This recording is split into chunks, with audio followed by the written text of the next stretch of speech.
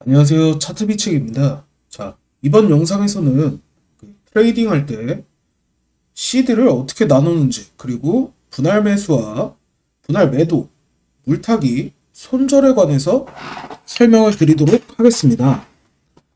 자, 먼저 이 영상은 제가 메인 시드 진입할 때 사용하는 레버리지 10배 기준으로 설명을 하겠습니다. 참고로 초보자분들 같은 경우에는 지금 비트코인 시세가 많이 낮으므로 레버리지 5배 이하로 사용하시는 걸 추천드립니다. 10배도 지금은 비트 가격이 낮아서 예전 이제 한 4만대, 한 3만 중반대 이 가격대에 레버리지 20배를 쓰는 것과 지금의 10배는 같습니다. 그렇기 때문에 지금의 레버리지 막 20배, 20배, 30배 이런 거는 예전에 40배, 60배 레버리지를 쓰는 것과 같으니 무조건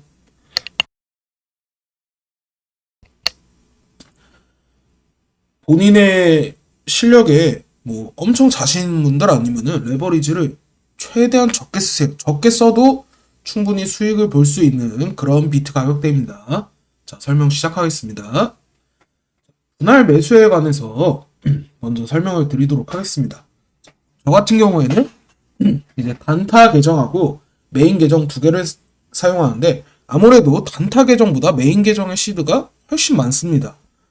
메인 계정으로 매매를 할 때는 웬만해서는 손절을 하지 않고 본절이나 손절을 하더라도 진짜 거의 한 5% 내외로 정말 잘못 들어가서 손절을 하더라도 5% 내외 이렇게 손절을 하거나 아니면은 첫 시드를 조금만 진입하고 이제 안정권에 들어설 때마다 물량을 더 넣는 방식으로 제가 운영을 합니다. 보통 분할 매수하면은 약간 물타기 개념으로 생각하는 분들이 많으실 텐데요. 추가 물량을 꼭 물렸을 때만 들어가는 게 아닙니다. 추가 물량은 내가 안정적인 수익권에 들어왔을 때 그럴 때도 추가로 물량을 들어갑니다. 자, 보통 저는 자리마다 다른데 조금 애매한 자리, 조금 애매한 자리는 25% 시드, 전체 시드에 25%를 들어가고요. 그 다음에 어느 정도 자리가 잡힌, 그러니까 이렇게 추세를 벗어났거나 추세가 깨졌거나 이런 자리 있죠. 제가 많이 설명했던 자리들 지금은 이게 다 지워놨어요. 추세가 깨지거나 돌파돼서 이제 방향이 터진 그런 자리는 저는 50%를 들어가요. 근데 제가 이제 캔들하고 여러 관점으로 봤을 때, 좀 추세나 이런 부분이 깨지기 전에 미리 들어갈 때는 첫 진입을 거의 시드에 한 25%만 들어갑니다. 왜? 손절을 해야 되는 경우가 생기기 때문에. 근데 메인 시드는 또 시드가 그래도 어느 정도 되니까 5% 손절만 해도 별로 기분이 좋지 않습니다. 그렇기 때문에 첫 진입은 애매할 때는 25%, 방향이 터진 후에 들어갈 때는 50% 이런 식으로 들어가고요.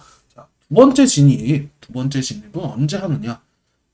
그냥 지금 기준으로 예를 들어 드릴게요. 제가 어제 올린 이제 시황 영상에 여기서 반등이 나오더라도 이 추세를 넘지 못하고 19.3K를 넘기지 못한다면은 추가 하락이 나올 거고 쇼 포지션을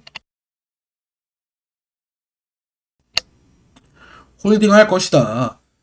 제 평단이 19.3K라고 했잖아요. 그 다음에 시황에서 언급한 게 18.9K가 무너져서 4시간 봉 이상 캔들 마감이 확인이 되면은 포지션을 홀딩할 거다. 즉 추가 물량을 들어가는 시점이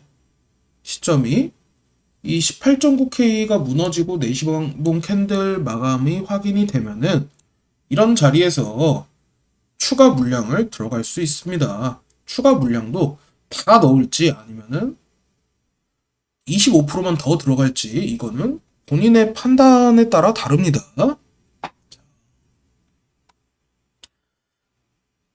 저는 시드를 100%다 들어가는 경우는 그렇게 많지 않아요. 정말 좋은 자리에서 이제 엄청 큰 관점으로 보고 들어갈 때는 중간중간 물량을 덜어내기도 하고 다시 넣기도 하면서 100% 들어갈 때도 있지만 그렇게 많지는 않습니다. 거의 한 반반 정도 돼요. 반반 정도. 시드 전부 다 태우는 거는.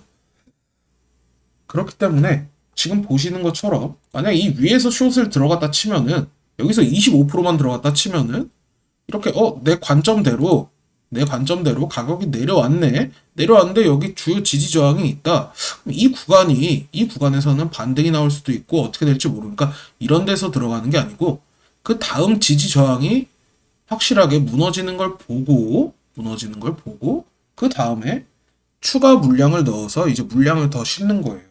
반대로 올라갈 때도 아래에서 만약에 25%를 들어갔다. 아래에서.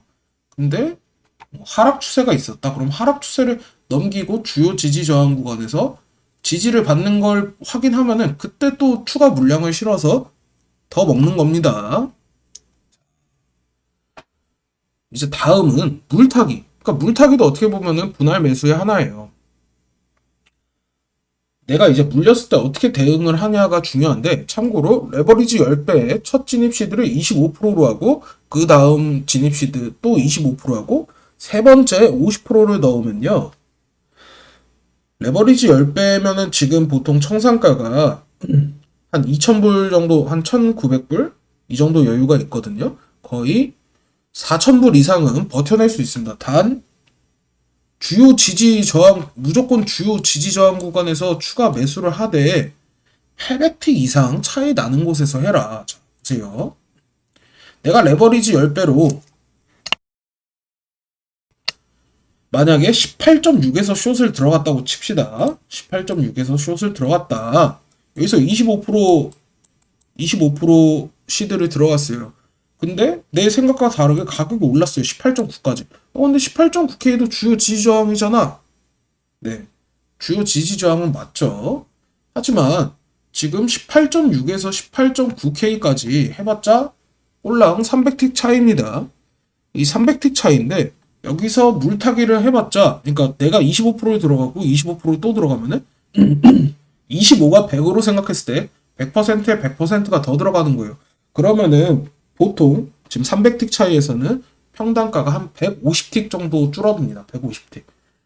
150틱 줄어들면은 만약에 내가 손절 없이 그냥 물타기로 나오려고 한다는 관점에서는요.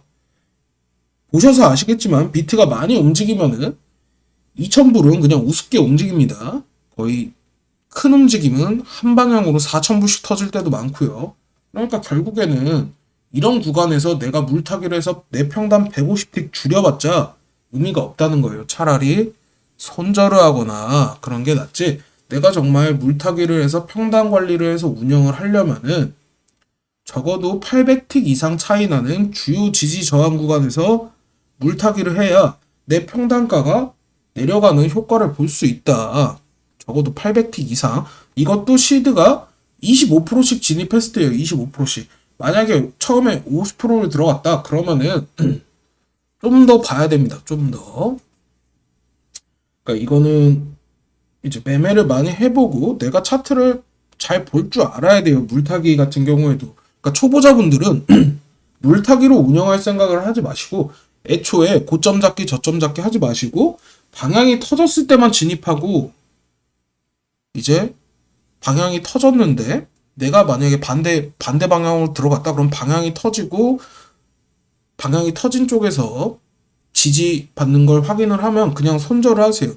잘못 물타기를 하면은 청산 금액을 그냥 높일 뿐입니다. 높일 뿐이에요. 차라리 거기서 손절을 하고 방향이 터진 쪽으로 스위칭을 하는 게 좀 더 현명합니다. 분할 매도 같은 경우에도요.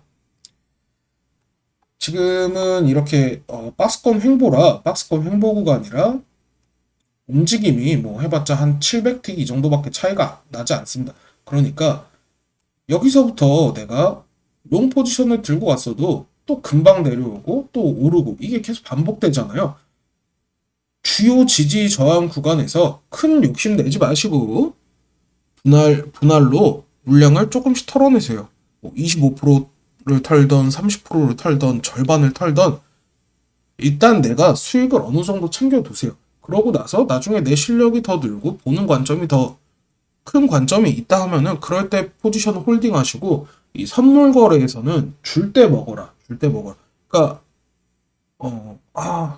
뒀으면 뭐 더 먹을 수 있었는데 이런 아쉬움을 가지면 안 돼요. 내가 판단한 거에 그런 아쉬움을 갖게 되면은 나중에 언젠가 한번 크게 다칠 날이 옵니다. 그러니까 욕심을 너무 부리지 말고 주요 지지 저항 구간에서 분할로 물량을 털어내세요. 그 다음에 만약에 이쪽 방향에 맞는 것 같은데 하면은 어차피 분할로 털어서 수익 본 게 있잖아요. 제가 위에서 분할 매수 설명할 때 두 번째 진입하는 것처럼 추가로 물량을 더 다시 넣으면 됩니다.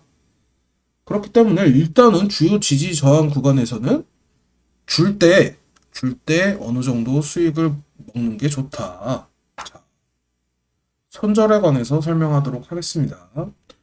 손절 같은 경우에는 우선은 추세나 지지 저항이 이렇게 맞닿는 구간에서 방향이 터졌을 때는, 그러니까 4시간봉 이상 캔들이 추세나 지지 저항에서 아래로 터지건 위로 터지건 이렇게 터져서 봉 마감이 되면은 그럴 때는 손절을 하시는 걸 추천드립니다.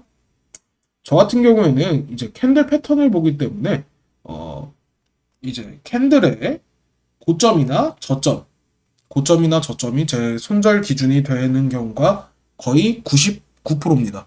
거의 99%. 캔들 패턴 자료를 보신 분들은 아시겠지만 이제 손절 기준이 있어요. 손절 기준이. 근데 그것도 이제 제가 운영을 하면서 큰 관점에서 보는 거랑 작은 관점에서 보는 손절 기준이 또 다릅니다. 이거는 이제 각자만의 매매 스타일인데 물량을 얼마나 들어갔냐에 따라서 조금씩 기준이 달라지기도 해요. 어쨌거나 저 같은 경우에는 손절 기준을 캔들의 고점이나 저점으로 잡는 경우가 많고, 그것도 그냥 아무 캔들이나 잡고 하는 게 아니에요. 제 그 캔들 자료실에 있는 패턴에서 제가 이제 많이 본 결과로 확률이 높은 캔들 패턴이 떴을 때 이제 손절 기준을 잡고 진입을 합니다. 아니면 이렇게 추세나 지지 저항이 뚫려서 방향이 터졌을 때 만약에 내가 반대 방향으로 잘못 들어갔다 하면은 그때 손절을 하는 거예요. 이 유튜브 보다 보면은 뭐 1분봉, 5분봉 이런 거 보면서 매매하고 시황 설명하는 사람이 많은데, 그런 거 보면서 따라하면은 그냥 100% 시드가 다 박살납니다. 매매할 때 특히나 초보자분들은 1분봉, 5분봉 이런 걸로 단타 하시면 안 돼요. 시드 다 갈립니다. 단타가 스윙이라고 하기 좀 그런데 여튼 그럼 1분봉 단타는 저는 애초에 하지도 않고요. 그거는 손익비가 좋지가 않아요.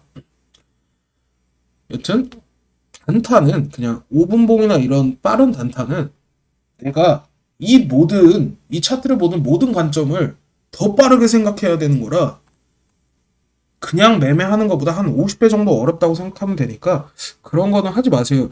왜냐면은 1분봉에서 지지 저항을 잡아봤자 너무나 작은 관점이고 추세를 잡아도 너무나 작은 관점이에요.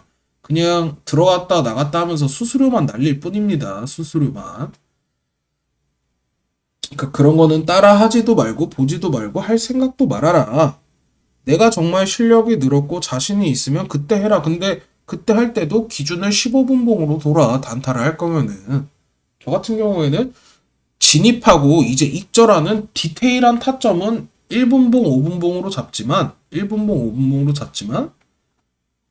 애초에 진입하는 근거는 시간봉부터 4시간, 1시간, 15분 이렇게 쪼개서 본 다음에 진입을 합니다. 자,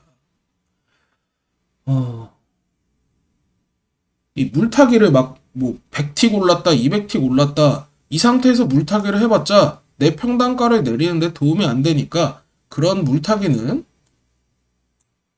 하지 않는 것이 좋다. 손절 없이 만약에 내가 물타기를 할 거면은 한 800틱 이상 차이가 벌어졌을 때 물타기를 해라.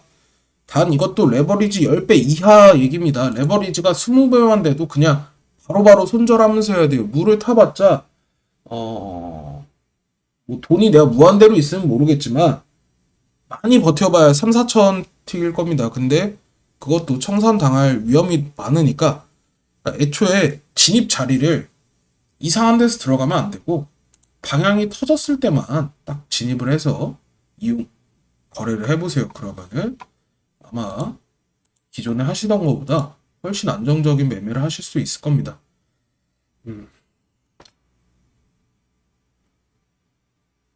또 이제 영상을 보시고 추가로 궁금하거나 이런 내용이 있으면은 댓글 달아주시면은 제가 답변 드리도록 할 거고요. 이번 영상은 여기서 마치도록 하고 영상이 도움이 되셨다면은 구독하고 좋아요 부탁드리겠습니다. 시청해주셔서 감사합니다.